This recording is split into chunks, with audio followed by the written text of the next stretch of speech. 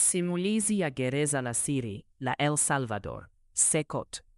Habari, karibu kwenye mwendelezo wa makala zetu hapa Positivity Media. Leo tunakuletea makala kuhusu gereza hatari na la siri huko nchini El Salvador. Usiku unapoanza kuingia katika milima ya nchi ya El Salvador, kimya kizito kinatawala eneo la mbali lililozungukwa na ukame na ulinzi mkali. Ndani ya ukimya huo, kuna jengo kubwa lisilo la kawaida. Si jela ya kawaida, bali ni kitu kinachofanana zaidi na ngome ya kisasa ya vita.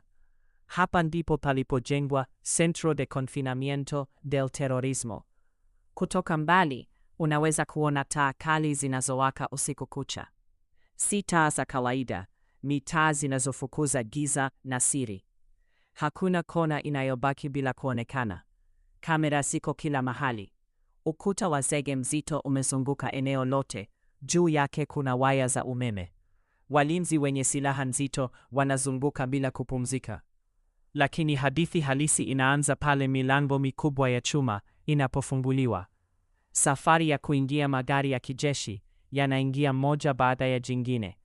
Ndani yake kuna wanaume waliokamatwa, wengi wao wakituhumiwa kuwa sehemu ya magenge hatari kama MS-13. Wamekaa kimya, mikono imefungwa, vichwa vimeinamishwa. Wanaposhushwa, hakuna mazungumzo marefu. Amri hutolewa kwa sauti kali. Wanalazimika kukimbia, mara nyingine wakiwa wameinama chini, kama ishara ya kuvunjwa kabisa kwa utu wao wa zamani. Hapo ndipo wanaanza maisha mapya, maisha ya ndani ya mfumo ambao hauwapi nafasi ya makosa. Ndani ya kuta za SECOT, ukishavuka lango la mwisho, dunia ya nje inafutika. Ndani, seli ni kubwa lakini zimejaa watu wengi. Vitanda vya chuma vimepangwa juu kwa juu kama magorofa. Hakuna faraga, hakuna sehemu ya kujificha. Mwanga hauzimwi kikamilifu. Ni kama siku na usiku vimechanganywa. Hapa muda hauna maana ile ile tena. Hakuna simu, hakuna mawasiliano ya kawaida na familia, hakuna matembezi ya hiari. Kila kitu kinafanywa kwa amri. Chakula kinakuja kwa wakati maalum. Wafungwa wanakaa kimya wakila. Mazungumzo ni machache. Macho ya walinzi yanawatazama kila sekunde. Ni damu kali ndani ya Centro de Confinamiento del Terrorismo. Sheria si za kawaida. Ukikiuka, adhabu ni ya haraka. Hakuna mjadala, hakuna nafasi ya kujitetea kwa muda huo.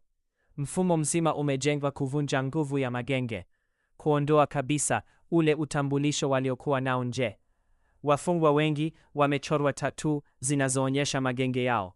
Lakini hapa ndani, alama hizo hazina maana tena. Wote wanakuwa sawa, wafungwa tu. Nje ya kuta, mtazamo wa dunia. Wakati haya yote yanaendelea ndani, nje kuna mjadala mkubwa. Rais Nayib Bukele anaonekana kama mtu aliyebadilisha historia ya nchi yake.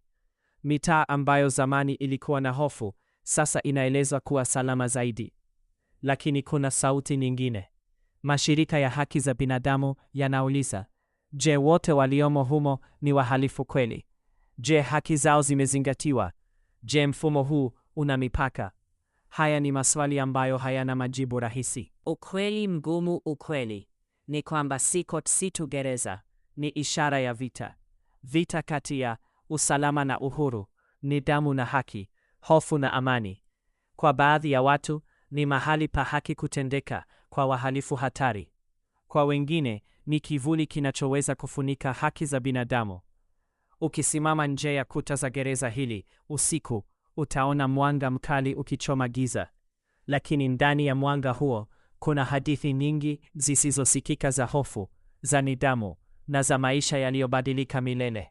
SECOT inabaki kuwa moja ya maeneo yenye utata mkubwa duniani, mahali ambapo usalama umewekwa juu ya kila kitu kingine.